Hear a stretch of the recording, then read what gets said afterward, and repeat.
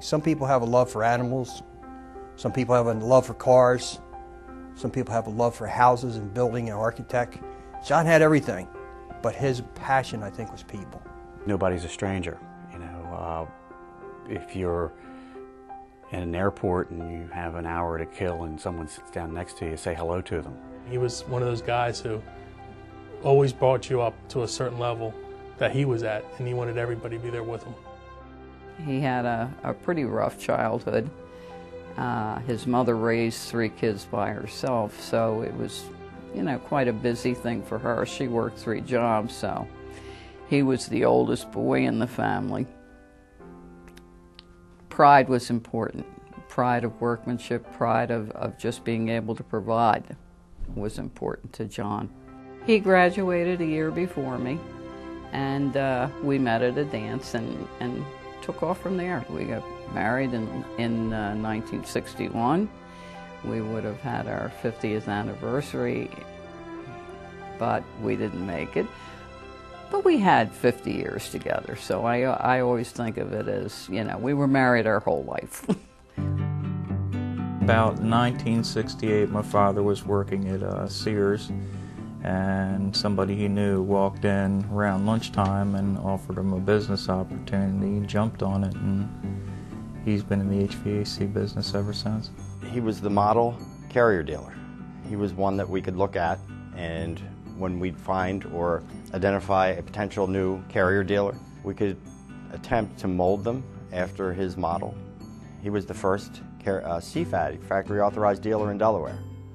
Dad wanted all of our technicians to be NATE certified, and was very proud of the fact that we became the 2nd company in the nation to have 100% of our mechanics certified. The other dealers knew how much of a detail-oriented guy he was because of the employees that he trained. And they also knew of him because he was the president of just about every organization out there that was to do with our industry. So they met him, they knew him, he always friendly. They could pick the phone up and call him to discuss business, and he would be completely open to that. He was the type of person who wouldn't shrug a responsibility or turn away an opportunity to help someone, whether it be within the industry, to make the industry better as a whole, or to make someone in the community's life easier. He was very big in the Rotary, having been governor, president of the club, and all the other organizations that he was involved with, all involved dealing with people. He would still come down to our camp for volunteer work days and just would set an example. John would be out there clearing brush on a trail or helping to paint a room. And so he was just a role model for community volunteers. He had a very strong sense of giving back.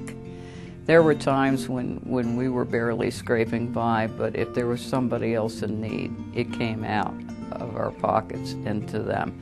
It was just something we both felt was more important. All his volunteering for all those different service organizations never required pay, and he gave his time completely.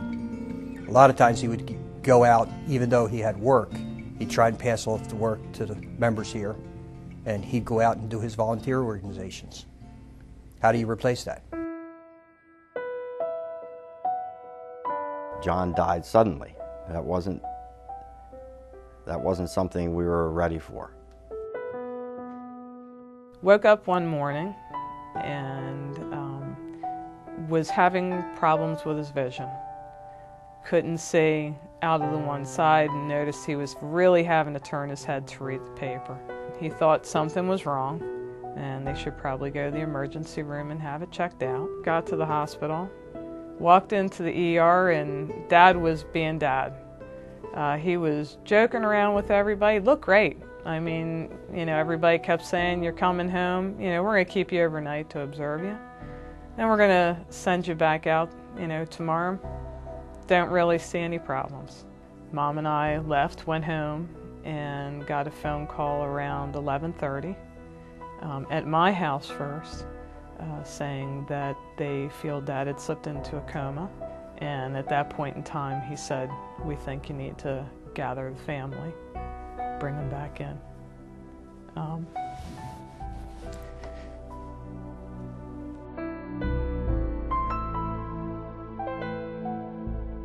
He was an organ donor, and we were approached, and we went into a little conference room and discussed whether we were going to be able to proceed with that. And we all felt that, you know, this was a man who always gave, and it was appropriate for him to be able to continue to give, knowing that we were losing him, that it was important that he was giving somebody else a chance even then. Each one of us are finding little things that Dad had done and just trying to help each other out and keep things going. And we look forward to being a carrier dealer for a long time. I don't know that anyone can do what he did, but if you come close, that's good enough.